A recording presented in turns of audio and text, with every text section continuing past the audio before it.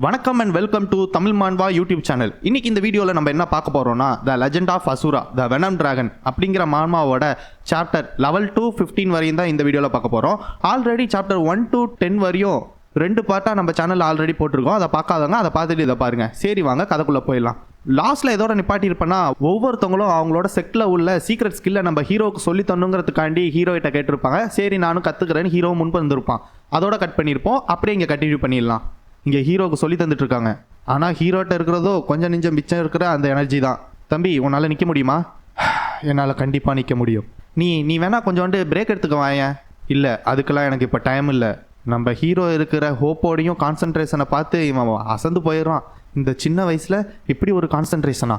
அவனோட inner QI manipulation, அப்புறம் அவனோட ஃபுட் ஒர்க், அப்புறம் அவனோட அசஸன் ஸ்கில், அப்புறம் மெடிசன் எல்லாம் க்ரியேட் பண்ணுறது, கம்பைன் பண்ணுறது அப்படின்னு இங்கே இருக்கிற ஒவ்வொரு கிளானோட ஸ்கில்லையும் இருக்கிறதுலையே ரொம்பவும் ஃபாஸ்ட்டாக லேர்ன் பண்ணிட்டு வந்துட்டு இருக்கான்.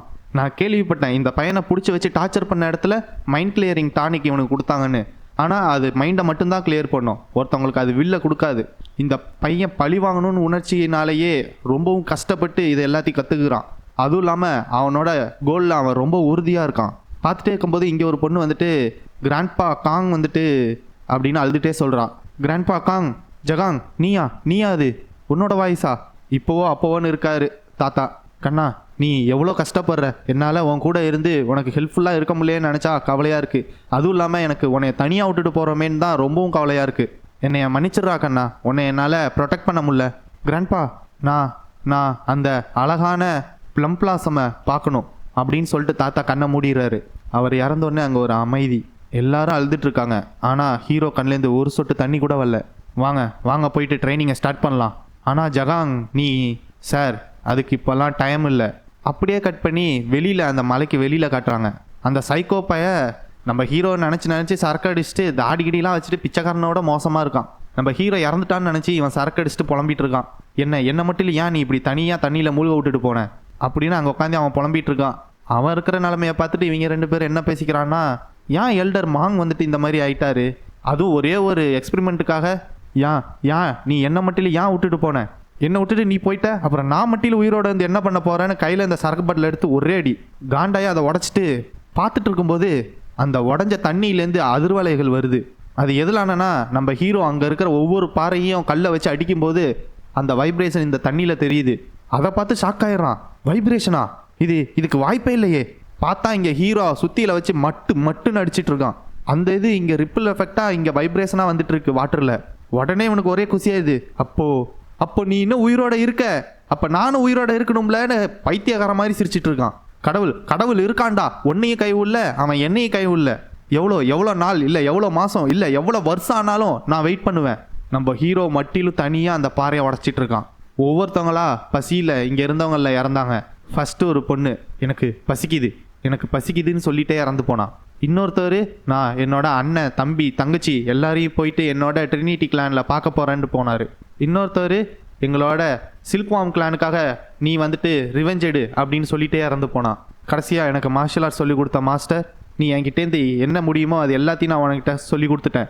இவங்க எல்லாரும் இறந்து போகிறதுக்கு என்னை விட்டுட்டு ரொம்ப நாள் ஆகலை. ஹீரோ திரும்பி பார்க்குறான். இவனை தவிர அங்கே இருந்த எல்லாருமே இறந்துட்டாங்க ஒவ்வொருத்தவங்களா. ஹீரோ மட்டும் இப்போ தனியாக இருக்கான். ஆனால் நம்ம ஹீரோ அவனோட முயற்சியை விடலை, ஹோப்பை விடலை. இந்த சைக்கோ பைய ஒவ்வொரு தடவையும் வந்து இங்கே பார்த்துட்டு இருக்கான், இன்னும் ஹீரோ உயிரோட இருக்கானா இல்லையாங்கிறத தெரிஞ்சிக்க. ஆனால் இவன் எதிர்பார்க்குற மாதிரியே நம்ம ஹீரோவும் ஹோப்பை விடாமல் இருக்கிறதுனால இவனும் ஒவ்வொரு தடவையும் வந்து பார்த்து செக் பண்ணிக்கிறான். இவன் உடனே மனசுக்குள்ளே என்ன நினச்சிக்கிறான்னா, எல்லாரும் என்னை பைத்தியக்காரன்னு சொல்லுவாங்க, ஆனால் இந்த சின்னோடு சிக்னல் எனக்கு போதும் நீ இன்னும் உயிரோட இருக்குங்கிற என்னோட ஹோப்பை வர வைக்கிறதுக்கு. ஒருவேளை உனக்கு இங்கேருந்து வரதுக்கு 5 வருஷம் இல்லை அதை விட அதிகமானாலும் நீ வெளில வந்ததுக்கப்புறமேலுக்கு என் ஆசை எல்லாத்தையும் நீ சாட்டிஸ்ஃபை பண்ணுவேன்னு நான் நினைக்கிறேன். அதை வரையும் குட் பாய் அப்படின்னு சொல்லிட்டு இந்த சைக்கோ பை அங்கேருந்து கிளம்பி போயிடுறான். ஹீரோ அங்கே இருந்த விச நிறைஞ்ச அந்த புல்லையும் தண்ணியும் தின்னும் குடிச்சும் வாழ்ந்துட்டு இருந்தான். ஆனால் நான் அப்படியே விடலை. நான் என்னோட மார்ஷியல் ஆர்ட்ஸையும் என்னோட இன்னர் எனர்ஜியும் ட்ரைன் பண்ணிகிட்டே இருந்தேன். Deliverance of wisdom, light of titan, close combat technique, இது எல்லாத்தையும் நான் ஞாபகம் பண்ணேன். அப்புறம் கடைசியாக நான் தோண்டிகிட்டே இருந்தேன். நான் மட்டும் தனியாக. காலம் கொஞ்சமாக ஓட ஆரம்பிச்சிது. நான் ஆனால் தோன்றதை விடவே இல்லை. காலம் அது பாட்டுக்கு சரமாரியாக ஓடிச்சு. ஆனால் எத்தனை வருஷம் ஓடிச்சுன்னு கூட எனக்கு தெரியாது. ஒவ்வொரு வருஷமும் தண்ணி மாதிரி ஓடிச்சு. 8 வருஷம் கழிச்சு முழு நிலவு நாள் அன்னைக்கு கல் பட்டார்னு கிராக் விழுவுது. உடஞ்சி அதுலேருந்து நம்ம ஹீரோவோட கையை மட்டும் வெளில வருது. அந்த பையன் அவனோட உயிரை விடவே இல்லை. ஒரு வழியா புது உலகத்தை பார்க்குற மாதிரி அவனுக்கு இருந்தது. காய்ஸ், எனக்கு இப்போ கூஸ்பம்ஸ் ஆகி உடம்பெல்லாம் சிலுத்துருச்சு காய்ஸ். 8 வருஷம் கழிச்சு வெளில வந்தது ஒரு சின்ன பையன் இல்லை, ஒரு டீமன். பழி வாங்குறதுக்காகவே 8 வருஷமா புல்ல தின்னு வாழ்ந்து உயிரோட வெளில வந்த ஒரு டீமன் தொண்டை கிளியா கத்துறான். கட் பண்ணி இன்னொரு இடத்துல காட்டுறாங்க. இந்த ஜிடோக் சக்தி எப்பயும் போல எல்லாரையும் போட்டு டார்ச்சர் பண்ணுற மாதிரி இன்னொரு சக்தியும் போட்டு எரிச்சு அந்த கிராமத்தையே நாசம் பண்ணிட்டு இருக்காங்க. என்ன நினச்சிங்க, உங்களோட செக்டை எங்ககிட்டேருந்து ஒளிஞ்சு இந்த மாதிரி ஒரு இடத்துல வாழ்ந்துட்டு இருந்தீங்கன்னா எங்களால் கண்டுபிடிக்க முடியாதுன்னு நினச்சிங்களா? இந்த பொண்ணு இருந்துக்கிட்டு பார்த்தா உங்களோட பேராசையை நீங்கள் விட்ட மாதிரி தெரியல. சீஃப் ஆஃப் வெனம் செக்ட், உங்களுக்கு கடவுள் மேலே பயமே கிடையாதா? அதை கேட்ட இந்த ஹெட் மாஸ்டர் ஒன்று இருந்துக்கிட்டு, என்ன ஒவ்வொரு மெடிசன் ஃப்ராக்ஷனில் இருக்கிற செக்டும் இதே வார்த்தையே சொல்கிறீங்க? இதுவரை நான் 20 கிளான் கிட்ட கொண்டிருக்கேன், எல்லாரும் ஒரே வார்த்தையே சொல்கிறீங்களே, என்ன எல்லாரும் ஒரே ஆளை வழிபடுறீங்களா? இங்கே பாரு, நீ இன்னும் உயிரோட இருக்கியேன்னு நினச்சி சந்தோஷப்பட்டுக்கோ. கடவுளை பற்றி பேசுறியே, அப்படி அந்த கடவுள் உண்மையாக இருந்தால் இன்னத்துக்கு என்னை ஏதாச்சும் பண்ணியிருக்கணும்ல? இதுவரை நான் 20 கிளானை கொண்டிருக்கேன், ஏன் என்னை உங்கள் கடவுள் எதுவுமே பண்ணலை? சரி, இப்போ சொல்லு, உங்களோட red medicine clan secret document எங்கே இருக்குன்னு சொல்லு. அந்த கழட்டு பையன் மூஞ்சிலே எச்சியை துப்பி விட்டுறா. நீ வேணா எங்ககிட்ட பெரிய ஆளாட்டம் காட்டிக்கலாம், எங்களை கொல்லலாம். நீ மார்ஷல் ஆர்ட்ஸ் அலையன்ஸில் ஜாயின் பண்ணியிருந்தாலுமே நீ ஒரு 3rd ரேட் கிளான் தான் அப்படின்னு இவன் பேசிட்டே இருக்கும்போது அவளை ஒரே எத்துறான். உன்னை சும்மா விடமாட்டேன்டி, உனக்கு ஏதாச்சும் தெரியுமா? இதை நான் எனக்கு பிடிச்சி பண்ணுறேன்னு நினச்சியான்னு மிதின்னு மிதிக்கிறான் அந்த பொண்ணை போட்டு. இவன் அடிச்சிட்டு இருக்கும்போதே பின்னாலேருந்து ஒருத்தன் வந்து, ஹெட்மாஸ்டர் நான் அந்த சீக்ரெட் டாக்குமெண்ட்டை கண்டுபிடிச்சிட்டேன், நீங்கள் தேடிட்டு இருந்ததுன்னு சொல்லி அந்த டாக்குமெண்ட்டை கொடுக்குறான். இந்த கழட்டு பையன் உடனே இருந்துக்கிட்டு, இந்த டாக்குமெண்ட்டை மறைக்கிறதுக்கு நீங்கள் ஏன் உங்களோட செக்டையே உயிரோட ஓடணும்? நீங்கள் மட்டும் இது முன்னாடியே கொடுத்துருந்தீங்கன்னாக்கா நான் இதை நல்லபடியாக யூஸ் பண்ணியிருந்திருப்பேன்ல.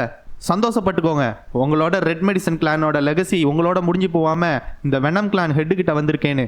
பின்னாலேருந்து ஒருத்தன் கேட்குறான், சார் நம்ம பிடிச்ச வச்சவங்களெல்லாம் என்ன பண்ணட்டுமா? நம்மளுக்கு தெரியும்ல, ஆல்ரெடி ஒரு மிஸ்டேக் பண்ணதுனால என்ன ஆச்சுன்னு.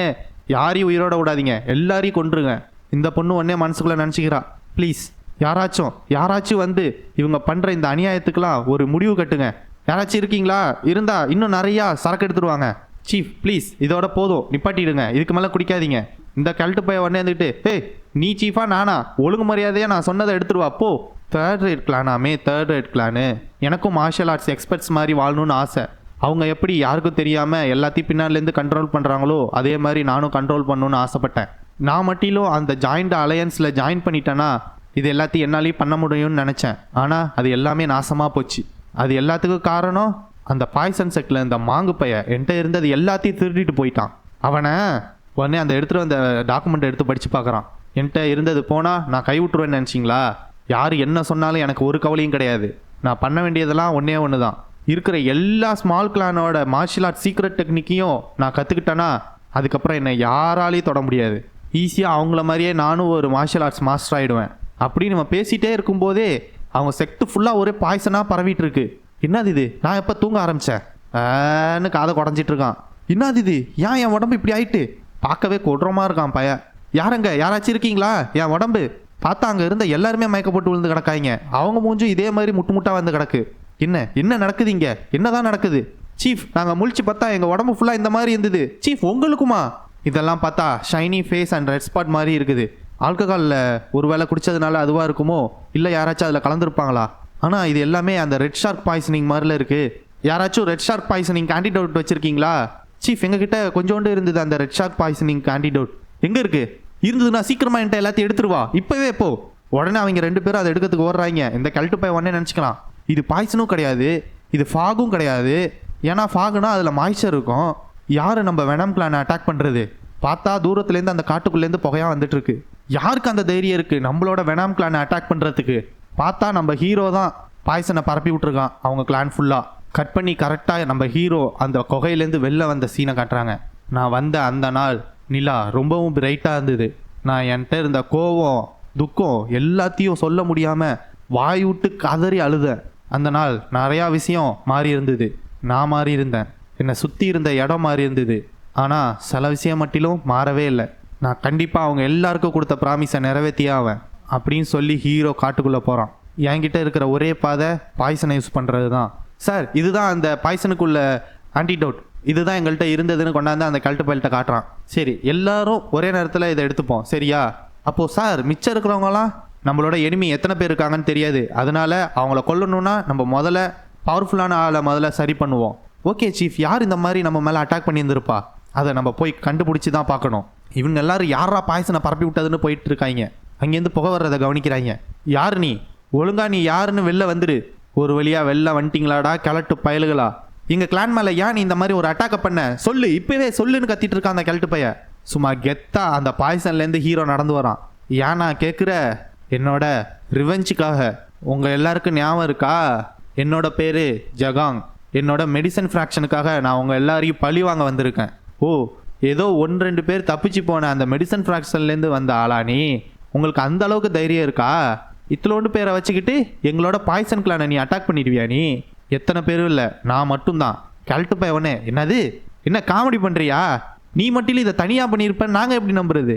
ஏய் கழட்டு பயலே, என்னை பார்த்தா காமெடி பண்ணுற மாதிரியா இருக்குது? அதை கேட்டோன்னே இவங்க எல்லாரும் அப்படியே வாய மூடிடுறாங்க. சரி, ஏதோ ஒன்று, நாங்கள் ஃபஸ்ட்டு உன்னைய போட்டு தள்ளிட்டு அதுக்கப்புறமேலுக்கு என்னங்கிறத நாங்களே கண்டுபிடிச்சிக்கிறோம். தம்பி, நீ நல்லாவே ஐடியா பண்ணியிருக்க. ரெட் ஷார்க் ஸ்டோனை எரிச்சு விட்டு அதுலேருந்து வர புகையை எங்கள் வழியாக அனுப்பி நல்லாவே ஸ்டடி பண்ணி கண்டுபிடிச்சிருக்க. ஆனால் நீ இன்னும் நல்லா கற்றுருந்துருக்கணும். ஏன்னா எங்களுக்கு ஆல்ரெடி ரெட் ஷார்க் பாய்சன் பற்றி தெரியும். அதனால நாங்கள் ஆல்ரெடி அதுக்கான ஆன்டிடோட்டை எடுத்துட்டோம்.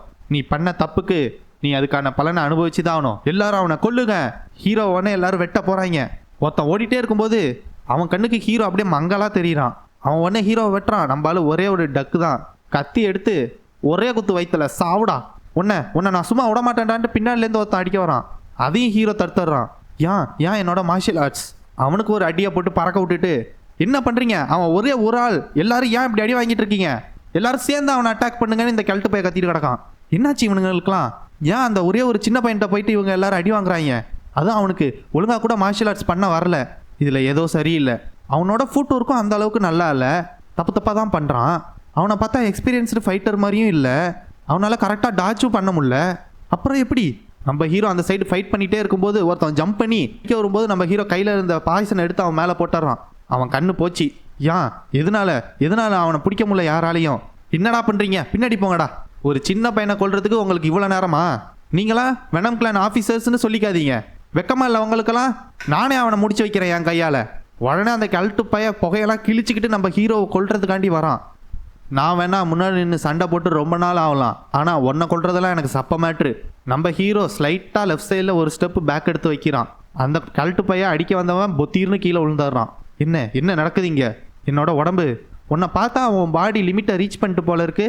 ரெட் ஷார்க் பாய்சன் ஒருத்தவங்களோட எல்லா சென்ஸையும் பேரலைஸ் பண்ண வச்சிடும். அதுக்கப்புறம் அவங்களோட சாவுக்கே அதை கூட்டிகிட்டு போயிடும். நீ வந்துட்டு அந்த பாய்சனை க்யூர் பண்ணிட்டேன்னு நினச்சியா? எப்படி? நான் தான் ஆன்டிடோட் எடுத்தனே. டேய் கழட்டு பயிரு, நல்லா யோசிச்சு பாரு. நீங்கள் கரெக்டாக இங்கே வந்தப்ப நான் எரிச்சிட்டு இருந்தது ரெட் ஷார்க் பாய்சன் கிடையாது. அப்போ எது? நான் எரிச்சது க்ரீன் டீ லீவ்ஸ். இந்த கழட்டு பையவானே, எப்படி நான் இப்படி ஒரு மிஸ்டேக்கை பண்ணேன்? மொதல் ரூலே இந்த மாதிரி என்ன பாய்சனுங்கிறத கண்டுபிடிச்சிட்டு தானே நம்ம அதுக்கப்புறம் ஃபைட்டே ஸ்டார்ட் பண்ணோம். எப்படி நான் இந்த மாதிரி ஒரு மிஸ்டேக்கை பண்ணேன்? நம்ம ஹீரோவானே எக்ஸ்பிளைன் பண்ணிட்டு இருக்கான். க்ரீன் டீ லீவ்ஸ்னால தனியாக எந்த ஒரு பலனும் கிடையாது. ஆனால் நீங்கள் எடுத்தீங்களே ஒரு ஆன்டிடோட், அந்த ஆன்டிடோட்டை கிளியர் பண்ணி விட்டுரும் இந்த க்ரீன் டீ லீவோட புகை. நான் வேணா இப்போதைக்கு வீக்காக இருக்கலாம், ஆனால் பாய்சனில் இருக்கிற என்னோட நாலேஜை வச்சு உங்கள் யாரையும் நான் சும்மா விட மாட்டேன். நீ என்ன சொன்ன? நான் ஒழுங்காக பாய்சனை படிச்சுட்டு வந்திருக்கணும்னு தானே சொன்னேன். உனக்கு ஒன்று தெரியுமா? இந்த நாளுக்காக நான் 8 வருஷம் காத்துட்டு இருந்தேன். அந்த கழட்டு பைய உடனே இருந்துக்கிட்டு, இங்கே பாரு, நான் வந்துட்டு இங்கே சாவ விரும்பலை, இதை நானாக பண்ணலை, என்னோட ஹையர் அப் சொன்னதுனால தான் அதை தான் நான் ஃபாலோ பண்ணேன். நம்ம 2 பேரும் வேணா ஒரு டீல் போட்டுக்கலாமா? நீ மட்டிலும் எனக்கு ஆன்டிடோட் கொடுத்தினாக்க எங்களோட வெனம் கிளான் உனக்கு வந்துட்டு ஹெல்ப் பண்ணுறோம், உன்னோட மெடிசன் ஃப்ராக்ஷனை திரும்ப பில்ட் பண்ணுறதுக்கு. அதனால தயவு செஞ்சு எனக்கு ஹெல்ப் பண்ணுன்னு கதறிட்டு இருக்கான் அந்த கழட்டு பைய ஹீரோ கிட்ட. டேய் கழட்டு பையில, என்கிட்ட ஆன்டிடோட்லாம் எதுவும் கிடையாது. அதுவும் இல்லாமல் என்கிட்ட எந்த பாய்சனும் அஃபெக்டும் பண்ணாது. என்னது? உனக்கு ஞாபகம் இருக்கா? 8 வருஷம் முன்னாடி ரெட் ஷார்க் பாய்சன் மைனை மெடிசன் ஃப்ராக்ஷன் உள்ளே இருக்கும்போது பாம்பை வச்சு தவிர்த்து எல்லாரையும் அங்கேயே கொன்னீங்களே, ஞாபகம் இருக்கா? அந்த இடத்துல என்னோட பாடிக்கு நான் என்னோட டாலரன்ஸை வர வச்சுக்கிட்டேன். இப்போ ஏதாச்சும் உனக்கு ஞாபகம் வருதா? சொல்கிறா கழட்டு பயலே. நீ அந்த மாங் பண்ண ரிசர்ச் எக்ஸ்பிரிமெண்ட்டா? நீ எப்படி அதுலேருந்து தப்பிச்ச? அதுவும் அந்த இடத்துலேருந்து? அதுக்கு வாய்ப்பே இல்லையே. டேய் கழட்டு பயலே, மெடிசன் ஃப்ராக்ஷன் வேணா அழிஞ்சு போயிருக்கலாம். அந்த மைண்டில் அழிஞ்சு போன மெடிசன் ஃப்ராக்ஷன் இல்லாமல் நீங்கள் இத்தனை வருஷத்தில் நிறையா மெடிசன் ஃப்ராக்ஷன்ஸை அழிச்சிருந்துருக்கலாம். அதுக்காக உங்களை மாதிரி இருக்கிற எல்லா பாய்சன் ஃப்ராக்ஷனும் இதோட மோசமான பனிஷ்மெண்ட்டை நீங்கள் ஏற்றுக்கிட்டு தான் ஆகணும். கடவுள் உங்களை தண்டிக்கலைன்னா அப்போது நான் தண்டிப்பேன்டா. ரைஸ் மறுபடியும் எனக்கு புல்லரிச்சிச்சு. ஹீரோ அங்கே அவங்க பாய்சன் கிளான்குள்ளேயே போயிடுறான். இவனுங்க எல்லாரும் இங்கே செத்து கிடக்காங்க.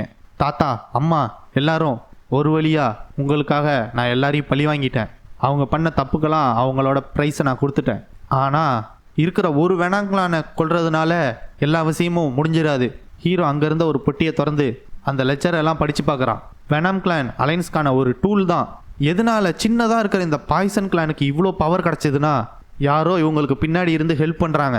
ஹீரோ அந்த லெஜர் ஃபுல்லாக படித்து பார்க்குறான். ஒரு நிமிஷம், இது அந்த லெஜரில் என்ன போட்டிருக்குன்னா பாய்சன் கிளானுக்கு இருந்த அந்த மைனை எக்ஸ்ப்ளோஷன் வச்சு தவிர்க்கிறதுக்கு 3 பாய்சன் வேலி செக்ட்டுமே ஒத்துக்கிட்டு இருந்திருக்காங்க. அதில் 3 லீடரோட கையெழுத்துமே இருக்குது. அதை பார்த்தோன்னே ஹீரோ செம ஷாக் ஆயிடுறான். அது மட்டும் இல்லாமல் அந்த 3 பாய்சன் செக்டோட தலைவர்களுமே அந்த மைனை எக்ஸ்ப்ளோஷன் வச்சு வெடிக்கிறதுக்கு ஒத்துக்கிட்டு இருந்திருக்காங்க. அப்போக்கி ஹீரோ நினச்சி பார்க்குறான். அப்போக்கி மைண்டில் இருக்கும்போது அவர் சொன்னார், ஞாபகம் வருது. அப்போது பாய்சன் கிளான் எல்லாருமே கூட்டு கலவானீங்களா? அப்போது வெனம் கிளான் மட்டிலும் அந்த இடத்த தவிர்க்கணுங்கிறதுக்காண்டி முடிவெடுக்கலை. இருக்கிற எல்லா பாய்சன் கிளான்ஸும் சேர்ந்து தான் இந்த முடிவு எடுத்திருக்காங்க. இவங்கள நான் சும்மா விட மாட்டேன்னு சொல்லிட்டு அந்த இடத்தையே நெருப்பு வச்சு மொத்தமாக எரிச்சிட்றான் ஹீரோ. நான் இந்த பாய்சன் ஃப்ராக்ஷனை மொத்தமாக முடிச்சு கட்டலைன்னா கண்டிப்பாக இன்னும் நிறையா பீப்புள்ஸ் பாதிக்கப்படுவாங்க. அந்த அண்டர் கிரவுண்ட் மைண்ட்லேருந்து என்னோட காலை நான் வெளில எடுத்து வச்ச உடனே நான் முடிவு பண்ணிட்டேன் என்ன பண்ணணுங்கிறத. இருக்கிற மொத்த பாய்சன் கிளான் ஃப்ராக்ஷனையும் தரமட்டமாக அழிப்பேன். அதுதான் என்னோட ரிவெஞ்ச். அதுக்கப்புறம் அந்த மாஸ்டர் பேக் கட் பண்ணி நம்மளும் மாங்கு சைக்கோப்பையில் கட்டுறாங்க. என்ன பேசுகிறான்னா மனசுக்குள்ளே வெஞ்சன்ஸ் ஒருத்தவங்கள ஸ்ட்ராங்காக ஆக்கும். அதோட ஒரு சூப்பரான மோட்டிவேஷன் எதுவுமே கிடையாது. அதுவும் ஒருத்தவன் அகல பாதாளத்துலேருந்து வெஞ்சன்ஸ்க்காக வரானா பல வருஷம் கழிச்சு கண்டிப்பாக அவன் எண்ணி பார்க்க முடியாத அளவுக்கு ஸ்ட்ராங்காக இருப்பான். எனக்கு தெரியும் அவன் ஒரு நாள் இல்லை ஒரு நாள் அந்த அண்டர் கிரவுண்ட் மைண்ட்லேருந்து வெளில வருவான்னு. அப்போது அந்த வெனம் கிளான் உனக்கு மேட்சே கிடையாதுன்னு. அதனால தான் நான் இந்த வெனம் கிளானை விட்டு போயிடலான்னு நினச்சி கிளம்பி போனேன். அந்த சைக்கோபாத் மாங்கு பையன் வந்துட்டு எரிஞ்சு போன இடத்த வந்து பார்க்குறான். அங்கே இருந்தவங்க எல்லாரும் எரிஞ்சு போய் கருவாடாக கிடக்காயிங்க. அந்த பையன் ஒன்று விடாமல் எல்லாத்தையும் எரிச்சு சாம்பலாக்கிட்டான். கண்டிப்பாக அவன் ஏதாச்சும் ஒன்றத்தை விட்டுட்டு போயிருப்பானே. பார்த்துட்டே இருக்கும்போது திடீர்னு அங்கேருந்து ஒரு குணாய் வந்து விழுவுது. ஜஸ்ட்டு மிஸ்ஸு, இன்னத்துக்கு அவன் கழுத்தில் வந்து விழுந்திருக்கும். அங்கேருந்து ஒரு தாத்தா இருந்துக்கிட்டு யாரா இந்த இடத்த மோப்பம் பிடிச்சிட்டு இருக்கான்னு பார்த்தா எல்டர் மாங். இல்லை அட்வைசர் மாங். நீங்களா? அட்வைசர் மாங், நானாக இருந்ததுனால உங்களை கண்டுபிடிச்சேன். இல்லாட்டி வேறு யாராச்சுமா இருந்திருந்தா இன்னத்துக்கு உங்கள் கழுத்து தனியாக போயிருந்திருக்கும்.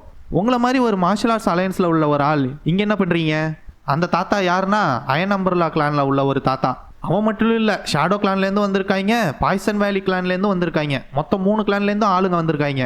இப்போ எரிஞ்சு போன பாய்சன் கிளானை தவிர பாக்கி 3 பெரிய பாய்சன் கிளானுமே இங்கே இருக்காங்க. ஒன்று ஷேடோ கிளான், இன்னொன்று அயன் அம்பர்லா கிளான், இன்னொன்று பாய்சன் வேலி கிளான். அந்த மாமுடி போட்டிருக்கவன் பேர் ஜூ, அம்பர்லா வச்சிருக்கவன் பேர் டூ, ஆட்டுத்தாடிக்காரன் பேர் நூ. 2வது நேம்லாம் நான் படிக்கல. நான் இங்கே என்ன ரீசனுக்காக வந்திருக்கேன்னா நீங்கள் எதுக்காக வந்திருக்கீங்களோ அதுக்காக தான். ஏன்னா நான் இங்கேருந்து தானே அலைன்ஸ்க்கு போய் ஜாயின் பண்ணேன். அப்போது இந்த இடம் என்னோட ரூட்ஸ் தானே. நான் முன்னாடி இருந்த இடத்துக்கு இந்த மாதிரி ஒரு ட்ராஜடி நடக்கும்போது நான் எப்படி அமைதியாக இருக்க முடியும்? அதனால தான் நான் கேள்விப்பட்டதை என்ன ஆச்சுங்கிறதுக்காக பார்க்க வந்தேன். என்னையே தான் மார்ஷல் ஆர்ட்ஸ் அலையன்ஸ்க்கு இன்வெஸ்டிகேட்டராக அப்பாயிண்ட் பண்ணியிருக்காங்க. அதனால இந்த விஷயத்தோட கல்பரேட்டை பிடிக்கிறதுக்காக தான் வந்திருக்கேன். உடனே இந்த ஆட்டுத்தாடிக்காரன் இருந்துக்கிட்டு பரவாயில்லையே, சேம் கிளான்லேருந்து ஆட்டையை போட்டுட்டு ஓடிட்டு இப்போ ஏதோ பெரிய ஆளாட்ட பேசிகிட்டு இருக்க. உடனே இந்த சைக்கோபாத் மாங் இருந்துக்கிட்டு நீங்கள் ஏதோ ஒரு மிஸ் அண்டர்ஸ்டாண்டிங்கில் அந்த மாதிரி சொல்கிறீங்கன்னு நினைக்கிறேன். மார்ஷல் ஆர்ட்ஸ் அலையன்ஸும் என் மேலே எந்த ஒரு தப்பும் கிடையாதுங்கிறத ஒத்துக்கிட்டாங்க. அப்படியா நீங்கள் இந்த மாதிரி பேசுகிறீங்க? அந்த அண்ணே, தம்பி நீங்கள் எல்லாரும் ஒரே குட்டையில் வந்த மட்டங்கிறது எனக்கு தெரியும், என்கிட்ட பூ சுத்தாதீங்க. நீ மட்டிலும் மெடிசன் கிளான் கிட்டேருந்து முக்கியமான எல்லாத்தையும் ஆட்டையை போடாமல் இருந்தீங்கன்னா இது எதுவுமே நடந்திருக்காதுன்னு இந்த பைய கத்திட்டு இருக்கான். உடனே இந்த பைய உடனே அட்வைசர் மாங், புரியுது நீங்கள் வந்துட்டு இன்வெஸ்டிகேஷனுக்காக அலையன்ஸ்லேருந்து வந்திருக்கீங்க. நீங்கள் வந்திருக்கிறதுனால அப்போ கண்டிப்பாக அலையன்ஸுக்கும் இந்த மேட்ரு போய் சேர்ந்துருக்கும். அப்போ இந்த விஷயம் சீக்கிரமாகவே யார் கல்பிரிட்டுங்கிறத கண்டுபிடிச்சிருவாங்க. உடனே பைய சரி சீக்கிரமாக கண்டுபிடிச்சா சரி அப்படின்னு சொல்லிட்டு எல்டர் மாங் உடனே ரொம்ப நன்றி ஜூ, நீங்கள் ஹெல்ப் பண்ணதுக்கு. இந்த கல்ட்டு பைய டூ உடனே சரி அலையன்ஸ் இதை பற்றி என்ன நினைக்கிறாங்க, எந்த கிளான் இதை வந்துட்டு பண்ணியிருப்பாங்கன்னு நினைக்கிறீங்க? அதுவும் இல்லாமல் எல்லா கிளானையும் தான் போட்டு தள்ளியாச்சு, அப்புறம் எப்படி? உடனே அந்த பன்னட பயலுக தான் அட்டாக் பண்ணாங்க. அட்டாக் பண்ணது ஜாங்க தான் அட்டாக் பண்ணியிருக்கணும், எதுக்கு பாய்சன் ஃப்ராக்ஷன் அட்டாக் பண்ணாங்க? மாங்க உடனே அது நம்ம அந்த கல்பிரிட்டை பிடிச்சாதான் தெரியும் எதுக்கு இந்த இடத்த அட்டாக் பண்ணாங்கிறது அப்படின்னு சொல்கிறான். உடனே அப்போ நீங்கள் எதையுமே கண்டுபிடிக்கலையா? மாங்க உடனே இந்த எரிஞ்சு போய் சாம்பலாக கிடக்கிற இந்த கருவான போன பாடிஸ் எல்லாம் பார்க்கும்போது எனிமி கண்டிப்பாக இவங்க எல்லாரையும் கொடூரமான முறையில் கொல்லணும்னு நினச்சிருக்கான். அதுவும் இல்லாமல் கொன்னவன் பாய்சனை யூஸ் பண்ணி தான் கொண்டு இருக்கான். இப்போ கொஸ்டின் என்னென்னா அந்த பாய்சனை எனிமி எப்படி யூஸ் பண்ணாங்கிறது தான். உடனே ஜூ இருந்துக்கிட்டு சரி என்னை ஃபாலோ பண்ணி வாங்க, நான் இடத்த காட்டுறேன், நான் ஆல்ரெடி அந்த இடத்த கண்டுபிடிச்சிட்டேன், இன்னைக்கு மதியானம் தான் இந்த இடத்த நாங்கள் கண்டுபிடிச்சோம், பார்த்தோன்னே இந்த மூஞ்சை நாங்கள் கண்டுபிடிச்சிட்டோம் யாருங்கிறது, இவர் தான் சீஃப் ஆஃப் வெனம் கிளான். இந்த சிம்டம்ஸ் எல்லாம் பார்க்கும்போது ரெட் ஷார்க் பாய்சனிங் மாதிரி இருக்குது. ஆனால் இந்த சிம்டம்ஸ் எல்லாமே அந்த பாய்சனுக்கு ரொம்ப நேரம் இருந்தால் மட்டும்தான் இதெல்லாம் காட்டும். எந்த மாதிரியான மெத்தடை யூஸ் பண்ணியிருப்பாங்கங்கிறது தெரில. மாங்க உடனே அங்கேருந்து சட்டியை போய் பார்த்துட்டு ஜூ நீங்கள் கேட்டிங்களே ஒரு கொஸ்டின், அதுக்கான ஆன்சர் இந்த இருக்கு பாருங்க. இது வந்துட்டு ஒரு மெடிக்கல் டெக்னிக். என்ன பண்ணுவாங்கன்னா ரெட் ஷார்க் பாய்சனை வந்துட்டு கொஞ்சோண்டு எடுத்து அதை எரிச்சு அதை வந்துட்டு எரியிற இடத்துக்கு வந்துட்டு ஹெல்ப்ஃபுல்லாக இருக்குங்கிறதுக்காக யூஸ் பண்ணுவாங்க. இதை ஜூஃபேங் மெத்தட்னு சொல்லுவாங்க. அதுவே இந்த ரெட் ஷார்க் பாய்சனிங் டோசேஜை நீங்கள் இன்னும் அதிகமாக பண்ணீங்கன்னாக்க அது உங்கள் உயிருக்கே ஆபத்தாகும். அந்த கல்பிரிட் கண்டிப்பாக இந்த மெத்தட் தான் யூஸ் பண்ணியிருப்பான். இதை பார்த்தா உங்களுக்கே தெரியும். அந்த ரெட் ஷார்க் பாய்சனை எரிச்சதுக்கு அப்புறமேலுக்கு ஃபார்ம் ஆகிற அந்த மெர்க்குரி அதை இன்னும் நல்லா எரிச்சு புகையாக்கி அதை பரவ விட்டுருக்காங்க. இங்கே பாருங்க, இதில் டீ லீவ்ஸும் சேர்ந்து இருக்கு. அப்போ கல்பிரிட் கண்டிப்பாக இதை அவங்க யூஸ் பண்ண போகிற ஆன்டிடேட் ஒர்க் ஆகக்கூடாதுங்கிறதுக்காக யூஸ் பண்ணியிருக்கான். இதை கண்டிப்பாக வெனம் கிளான் சீஃப் எதிர்பார்த்திருக்கவே மாட்டார். உடனே ஜூ இருந்துக்கிட்டு கண்டிப்பாக இதை பண்ணவன் ஒரு சாதாரண மார்ஷியல் ஆர்ட்ஸாக இருந்திருக்கவே மாட்டான். இந்த அட்டாக்கை அவன் செமையாக பிளான் பண்ணி ப்ரிப்பேர்டாக அட்டாக் பண்ணியிருக்கான். டூ உடனே இருந்துக்கிட்டு அப்போ கண்டிப்பாக அவன்கிட்ட மார்ஷியல் ஆர்ட்ஸ் ஸ்ட்ரென்த்து கிடையாது, ஏன்னா அவன் வீக்குன்னு அவனுக்கே தெரியும். அப்போது அவனுக்கு இருக்கிற ஆயுதம் எல்லாம் பாய்சன் மட்டும்தான். அதனால தான் அவன் இந்த இடத்த சூஸ் பண்ணி யூஸ் பண்ணியிருக்கான். அந்த மாஸ்க் போட்டவனே அப்போ கண்டிப்பாக நம்ம இதை போய் ரிப்போர்ட் பண்ணியே ஆகணும். எல்டர் மாங்க உடனே நினச்சிக்கிறாரு. ஆனால் நான் வேற ஒன்றத்தை கண்டுபிடிச்சிருக்கேன். அது என்னன்னா இதுக்கு காரணம் கண்டிப்பாக ஜகாங் தான். ரெட் ஷார்க் பாய்சனிங் இவ்வளோ காம்ப்ளெக்ஸான பாய்சன் வந்துட்டு அவனுக்கு தெரியுதுன்னா கண்டிப்பாக அவன் பாடியிலேருந்து அவன் ரொம்ப வருஷமாக அக்குமுலேட் ஆன பாய்சனாக தான் இருக்கணும். அந்த மைண்ட் ஷாஃப்டில் இருந்த மொத்த பாய்சனையும் தின்னு தான் அவன் இந்த பாய்சனுக்கான இதை ஏற்றிருந்துருக்கணும். அதுவும் இல்லாமல் அவன் ஏன் அங்கேயே வச்சு கொள்ளாமல் அவங்க எல்லாரையும் இங்கே கூட்டாந்து வச்சு கொண்டிருக்கானா, அவனோட ஐடென்டிட்டி இவங்க எல்லாருக்கும் தெரிஞ்சு இவங்க கண்ணு முன்னாடி யார் கையால் செத்தோங்கிறது அவனுக்கு தெரியுங்கிறதுக்காண்டியே இந்த மாதிரி பண்ணி கொண்டிருக்கான். அப்படி யாருன்னு தெரியாமல் கொண்டுட்டா அது ஒரு ரிவெஞ்சுனே சொல்ல முடியாதுல்ல. ஜகாங், உன்னோட புத்திசாலிசாதம், உன்னோட கோபம், நீ நல்லாவே வளர்ந்துருக்க. நான் இன்னும் நிறையா பார்க்கணும். நீ கோவத்தோட இந்த இடத்த மொத்தமாக நாசப்படுத்ததை நான் இன்னும் நிறையா பார்க்கணும். இன்னும் கொஞ்சம், இன்னும் நிறையான்னு இவன் சைக்கோபாத் மாதிரி மனசுக்குள்ளே நினச்சிக்கிறான். இவன் வாயை திறந்து சொல்லலைனாலும் பயலோட மூஞ்சி தான் அவங்க எல்லாருக்குமே தெரியுமே. கொடரமாக வச்சுட்டு இருந்ததை அங்கேருந்த 3 பேர் பார்த்துட்டு அட்வைசர் மாங் என்னாச்சு, அதுவும் இல்லாமல் டைம் ஆகிட்டு இருக்கு, உங்களோட இன்வெஸ்டிகேஷன் முடிஞ்சுதா இல்லையா, இல்லை நாளைக்கு வந்து கண்டினியூ பண்ண போகிறீங்களா, இல்லை நாளைக்கு எங்கள் கூட வந்து ஜாயின் பண்ணிக்கிறீங்களான்னு கேட்டுட்டு இருக்கான் இந்த ஜூ பையன். மாங்க உடனே இல்லை நான் தனியாகவே பண்ணிக்கிறேன். அப்போ சரி, நாளைக்கு எல்லாரும் 7 மணிக்கு இங்கே வந்துருங்க, நம்ம எல்லாரும் திரும்ப இங்கே இன்வெஸ்டிகேட்டர் தொடங்குவோம் அப்படின்னு சொல்லிட்டு ஜூ பையன் அங்கேருந்து கிளம்பிடுறான். இவன் உடனே இருந்துக்கிட்டு இன்னைக்கு நைட்டு செம்ம எக்ஸைட்டிங்காக இருக்குது எனக்கு. இது எல்லாத்தையும் பார்த்ததும் கேட்டதும் பயலுக்கு ஒரே குசியாயிடுது. கட் பண்ணால் இந்த கல்ட்டு பைய ஜூ அவனோட கிளானுக்கு வந்துடுறான். கைஸ், எல்லாரும் ஒரு நல்ல இடத்த கண்டுபிடிச்சிருக்கீங்க போல இருக்கு. இல்லை இவன் பேர் 2, சாரி ஜூன்னு சொல்லிட்டேன் 2. மாஸ்டர் எப்படி போச்சா, யார் கல்பிரிட்டுங்கிறத இன்னும் கண்டுபிடிச்ச பாடு இல்லை. ஆனால் எப்படி கொண்டாங்கிறத மட்டும்தான் கண்டுபிடிச்சிருக்கோம். யார் வந்தா யார் கொண்டாங்கிறத பார்க்கவும் இல்லை கேட்கவும் இல்லை. அப்போ மாஸ்டர் நம்ம வரப்போகிறோன்னு தெரிஞ்சு அவங்க முன்னாடியே ஓடிட்டாங்களோ. இங்கே வந்து பார்த்தா சில பேர் செத்து கிடக்காங்க கொடூரமா. உடனே அந்த மாஸ்டர் 2 பைய கேட்குறான், யாரா இவங்களாம் அப்படின்னு கேட்டால் இவனுங்க என்ன சொல்கிறாங்கன்னா, இந்த வீட்டுக்கோட ஓனரே இவங்க தான், நாங்கள் தங்கணும்னு கேட்டோம் முடியாதுன்னாங்க, அதான் போட்டு தள்ளிட்டோங்கிறானுங்க. டேய், இதை ஏன்டா எங்கிட்ட போட்டு வச்சிருக்கீங்க, இங்கேருந்து முதல்ல எங்கிட்டாச்சும் கொண்டு போய் தூக்கி போடுங்கடா, இதை பார்த்தனா எனக்கு நைட்ல எல்லாம் பயங்கரமான கனவு வரும் போல இருக்குது அப்படின்னு சொல்லிட்டு இருக்கான் அந்த கல்ட்டு பைய 2. சரி இன்னைக்கு முடிஞ்சுது, எல்லாரும் போங்க, நாளைக்கு பார்த்துக்கலாம் அப்படின்னு பேசிட்டே இருக்கும்போது அங்கேருந்து நிறையா பேக்ஸ் வந்து இவங்க நின்ன இடத்துல வந்து உழுவுது பொத்துன்னு. என்னடான்னு ஒருத்தன் திரும்பி பார்த்தா அங்கே ஒரு பேக் கிடக்கு. டமால்னு வெடிச்சு அதுலேருந்து ஒரே புகையா வருது. என்னது இது, என்ன நடக்குது இங்கே, ஏன் திடீர்னு ஒரே புகையா இருக்கு, எல்லாரும் கவனமா இருங்க, யாரும் மூச்சு விடாதீங்க, இது பாய்சனா இருக்கலாம். இப்போ யாரு நம்மளை அட்டாக் பண்றது, ஒரு வேளை இருக்குமோ, இவனுங்க எல்லாரும் பாய்சன்ல அட்டாக் ஆனதுனால மூச்சு விட முடியாம திணறாங்க. நான் எப்போ வருவேன்னு அவன் வெயிட் பண்ணிட்டு இருந்திருக்கான். ஆனா எப்படி, யாரு நீ யாரு அங்க அப்படின்னு அந்த கல்ட்டு பையன் அங்கேருந்து கத்திட்டு இருக்கான். நம்ம ஹீரோ சும்மா கெத்தா வரான். ஓகே காய்ஸ், இதோட வந்துட்டு இந்த சாப்டர் முடியுது. அடுத்த 16 to 20 சாப்டர் அடுத்த நாள் பார்க்கலாம். இந்த வீடியோ பிடிச்சிருந்ததுனாக்கா மறக்காமல் லைக் பண்ணிவிட்டு புதுசாக வந்திருந்தீங்கனாக்கா சப்ஸ்கிரைப் பண்ணுங்கள். ஏதாச்சும் சொல்லணும்னு நினச்சிங்கனாக்கா கமெண்ட்டில் சொல்லுங்கள். அப்படி இல்லைனாலும் ஒரு ஹார்ட்டினை போட்டு விடுங்க. ஓகே காய்ஸ், அடுத்த வீடியோவில் பார்க்கலாம். Okay tata, bye bye.